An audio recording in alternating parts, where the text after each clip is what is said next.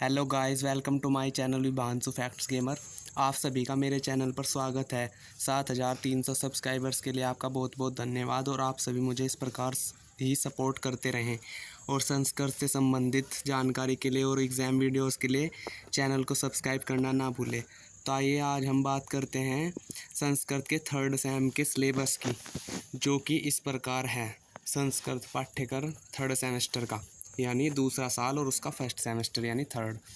तो हमारा संस्कृत का सिलेबस दो भागों में विभाजित है, प्रथम भाग और द्वितीय भाग। और संपूर्ण पाठ्यक्रम सिलेबस में कुल 8 इकाइयाँ हैं। तो हमारी सबसे पहले है इकाई 1, नाट्य साहित्य परंपरा तथा प्रमुख नाटककार। तो पहली इकाई हमारी नाटककार यानी जिन जिन कवियों ने अच्छे नाटक लिखे हैं उनका जीवन परिचय पढ़ना है। जैसे हमारा पहला है भास, दूसरे कालिदास, तीसरा असघोष, चौथे शूद्रक, पांचवें हर्ष, छठे भवभूति, सातवें विशाखदत्त और आठवें भट्टनारायण। तो इस प्रकार हमें 8 कवियों का या नाटककारों का जीवन परिचय पढ़ना है। इनमें से जैसे भास का है हमारे सिलेबस में स्वप्नवासम दत्तम, जिसमें कुल 6 अंक हैं और भास ने कुल 13 नाटक लिखे हैं। तो सभी 13 नाटकों का थोड़ा थोड़ा हम जान लेंगे और भास के जीवन काल, जीवन परिचय, उन्होंने कौन कौन सी रचनाएं की है, इस तरह सभी का वो लिखेंगे हम जीवन परिचय। जैसे कालिदास का है हमारे सिलेबस में विज्ञान शाकुंतलम नाटक। कालिदास ने कुल 3 लिखे हैं, विक्रमोर्वशीयम, अभिज्ञान शाकुंतलम और मालविका अग्निमित्रम। ये 3 नाटक है कालिदास के। तो इन सभी का जीवन परिचय लिखना है इकाई 1 में। फिर हमारा दूसरा है स्वप्नवासम दत्तम नाटक, प्रथम अंक, जिसमें कुल 6 अंक है, लेकिन हमारे सिलेबस में केवल इसका प्रथम अंक लगा हुआ है। व्याख्या एवं समीक्षात्मक प्रश्न, यानी कि किसी भी श्लोक का कोई भी श्लोक पूछ सकता है, इसका संदर्भ प्रसंग सहित व्याख्या और किसने कहा किससे, ऐसे सेंटेंस मतलब उनका हिंदी अनुवाद किया है, वाक्य किसने किससे कहा था और इसका अनुवाद भी लिखिए। क्योंकि नाटक में हमारे कथन चलते हैं कि अब इस पात्र ने कहा, फिर उस पात्र ने कहा, और श्लोक होते हैं ऐसे ही। तो इस तरह हमें व्याख्या एवं समीक्षात्मक प्रश्न पूछे जा सकते हैं स्वप्नवासम दत्तम से। तो प्रथम अंक का सार लिखिए, ऐसा भी आ सकता है। तो आपको स्वप्नवासम दत्तम की पूरी कहानी का कथानक और प्रथम अंक का कथासार, ये दोनों अच्छे से लिख लेने हैं। फिर इसके बाद है इकाई 3 अभिज्ञान शाकुंतलम, जो कि कालिदास जी ने लिखा है नाटक। इसके 1 से 4 अंक हैं, मतलब इकाई 3 में 1 से 2 अंक और फिर इकाई 4 में विज्ञान शाकुंतलम का 3 से 4 अंक, यानी कि इसमें कुल 7 अंक है, लेकिन हमारे सिलेबस में कुल 4 अंक लगे हुए हैं। इसका प्रथम और चतुर्थ अंक मोस्ट इम्पोर्टेंट है और उसमें भी चतुर्थ अंक सबसे इम्पोर्टेंट है। तो हमें अभिज्ञान शाकुंतलम का चतुर्थ अंक पूरी अच्छी तरह से याद कर लेना है, मतलब अच्छी तरह से उसका रीजन और पढ़ना है।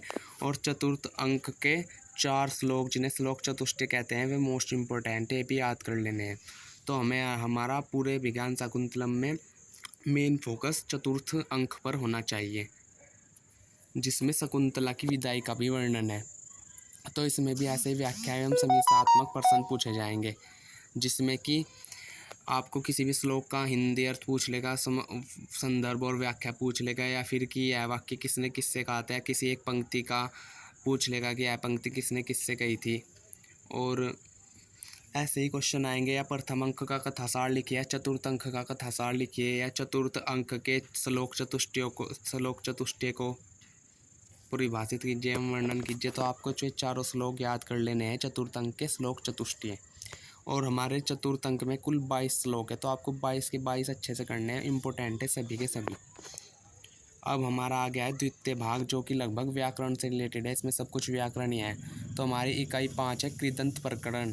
लघु सिद्धांत कौमुदी के अनुसार हमें प्रत्यय पढ़ने हैं, जो कि कृदंत प्रकरण के अंतर्गत आते हैं। जैसे इसमें पहले है कृत्य, तो ये है तव्यत प्रत्यय, अनियर प्रत्यय, यथ प्रत्यय, नयथ प्रत्यय, 4 है कृत्य के।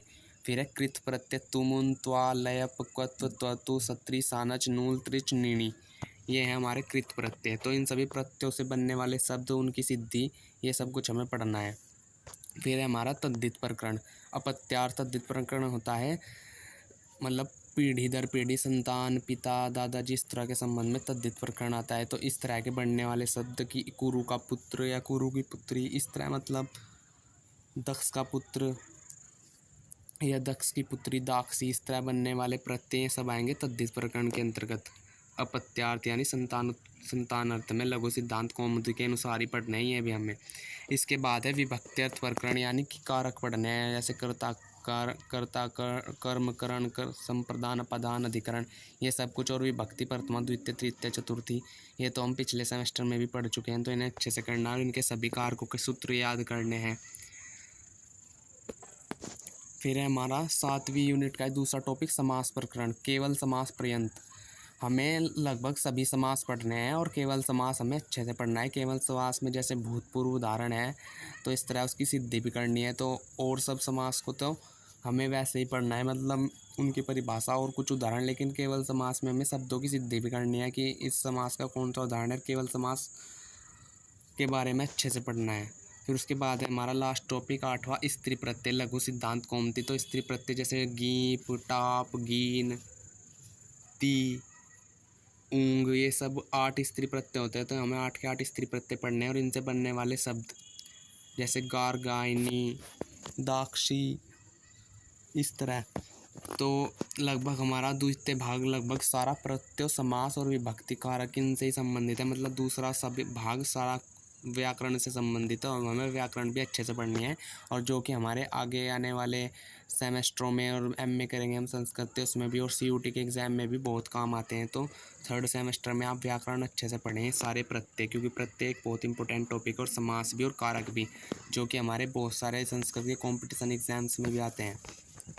तो ये आया था 3rd सेमेस्टर का संस्कृत का सिलेबस, जो मैं आपको पूरा बता दिया है। अब आप इसकी अच्छे से तैयारी करें। अगर आपको वीडियो अच्छी लगी तो वीडियो को लाइक करें, चैनल को सब्सक्राइब करें। धन्यवाद। हर हर Mahadev. Thanks for watching my video. मिलते हैं नेक्स्ट वीडियो में। अगर आपको किसी और टॉपिक पर भी वीडियो बनानी है तो आप मुझे कमेंट कर सकते हैं, मैं उस पर बना दूंगा। धन्यवाद।